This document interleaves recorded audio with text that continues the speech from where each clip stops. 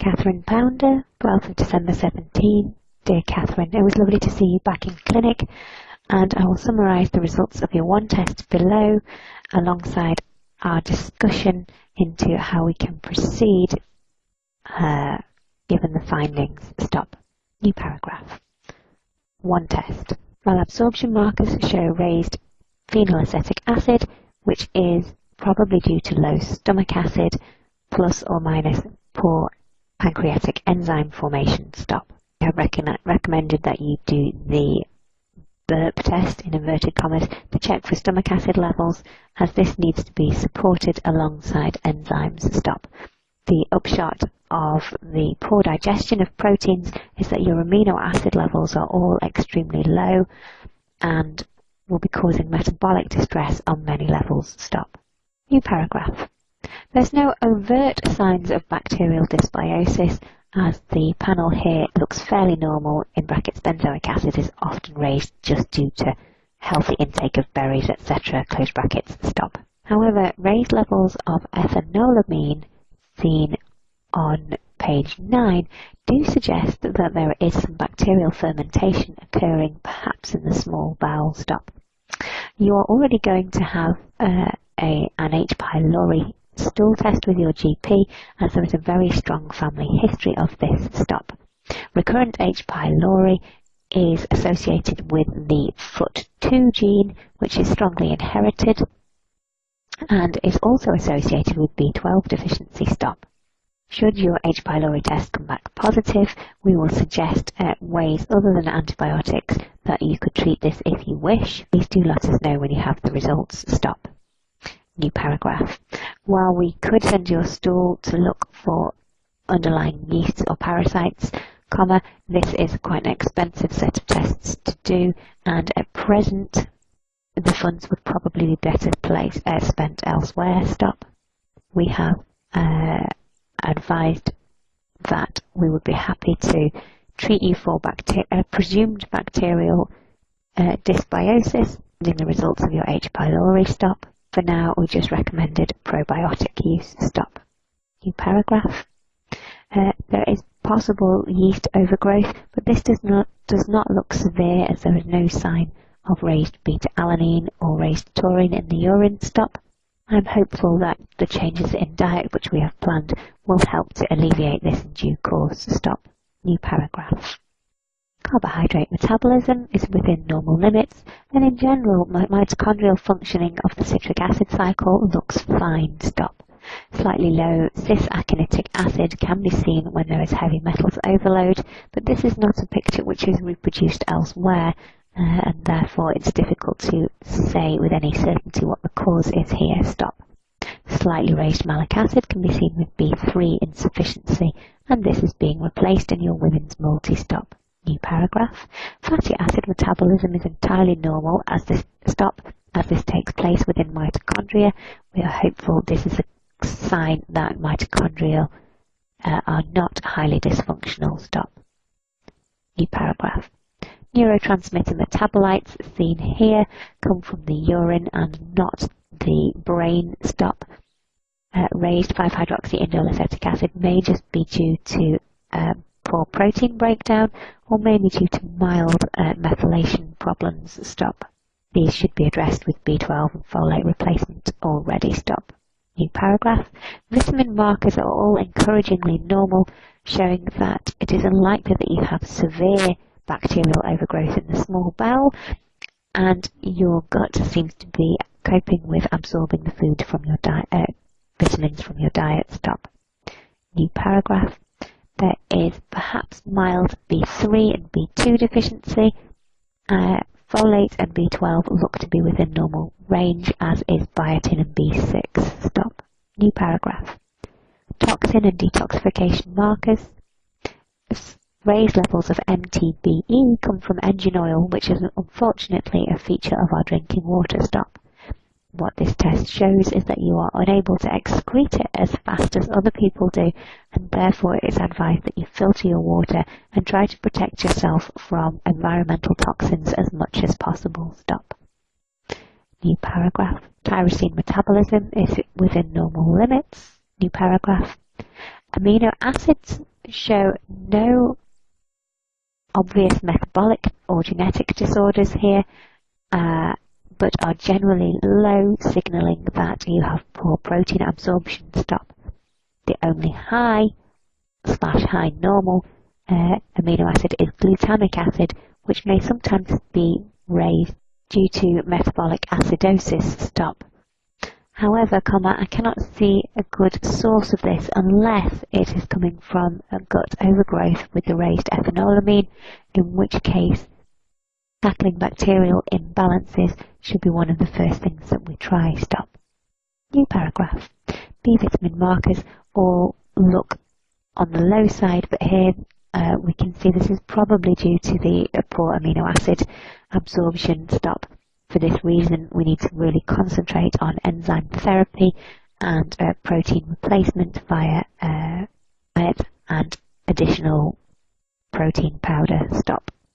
New paragraph. Urea cycle normal. New paragraph.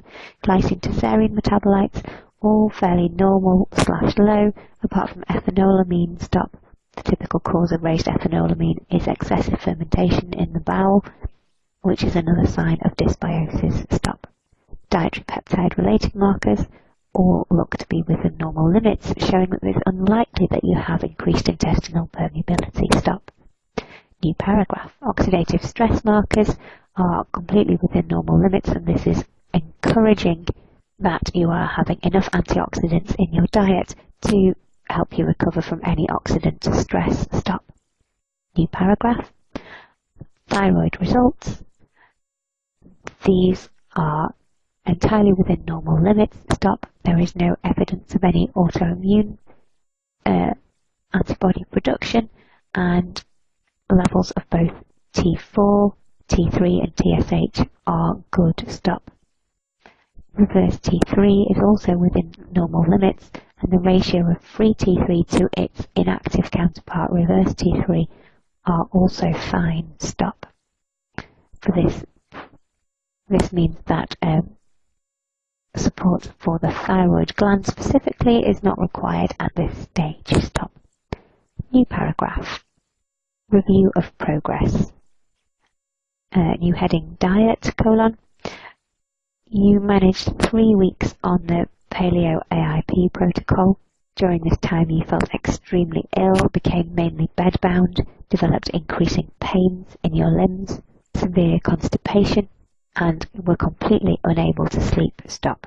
These problems seem to be terminated abruptly upon the reintroduction of grains in the form of Rice Krispies, and this startling difference shows that you have a deep-rooted intolerance to grains, which is going to be very difficult for us to tackle given your degree of disability. Stop. New paragraph. You have managed a few formal food reintroductions. Stop. Omelettes seem to be okay, so you can keep eggs in, but unfortunately dairy did trigger reflux, although you have continued eating it in the last few weeks, as you've just felt quite low. Stop. New paragraph. From our point of view, the very marked withdrawal symptoms are a sign that something that you do need to remove cross-reacting foods from the diet, but I know this is going to have to be undertaken slowly at a pace you can cope with. Stop. For now, we have agreed to slowly reintroduce nutrient density again, increase fish intake, and go back to being completely gluten and dairy free again. Stop. Grains can be phased out over the next few months, and I know you've discussed this with Ursula in more detail. Stop. New paragraph. One of the main barriers to your doing the diet properly is the fatigue and the amount of effort it takes to do cooking. Stop. It may be that you find Dr. Myhill's PK diet book useful, as it does contain tips on how to manage dietary changes while living with chronic fatigue. Stop. New paragraph. Exercise-wise, you are still able to just about manage to take your dogs for a walk, but sometimes even this is too much for you. Stop. Please be gentle with yourself and continue with pacing. Stop. Do not do any exercise which leaves you tired or sore the next day if possible. Stop. New paragraph. Anxiety is a continuing source of malaise for you. Stop. You do feel better when you're exercising and in nature and have done intermittent guided meditations, but realise that you have a need to do something on a regular basis for this. Stop. We have suggested a combination of taurine and magnesium to try and help with your anxiety, but it's possible that we may need to do something else in the future. Stop. I've recommended that you really try to concentrate on a trial of buteyko breathing, which I'm hopeful will be beneficial to you. Stop. New paragraph. For now, I see nutrition as being a major barrier to your getting well. Stop. However, we have put in place a mitochondrial support package alongside digestive support, and I'm hopeful that the B12 injections which we started today will be of benefit to you. Stop. Once we have your H. pylori results back, we'll be able to decide on use of a toxaprevent regime, perhaps to tackle this, or other potential bacterial overgrowth. Stop. Do keep in touch with me when you have results. Stop. Paragraph. My overall suspicion from looking at your results in the light of your symptoms is that you have problems eliminating toxins and therefore may well have mitochondrial insufficiency due to toxicity. Stop. This is difficult to prove as testing for toxins is tricky. You may find that the use of fur sauna and toxaprevent are helpful to you.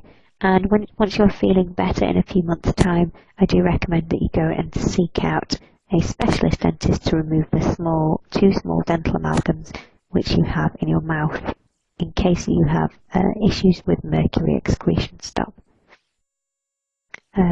New paragraph.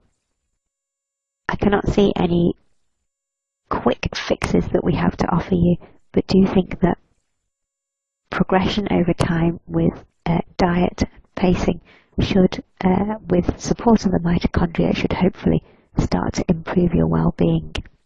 I look forward to seeing how you go in the next 4 to 5 months. Yours sincerely, Sarah Davis.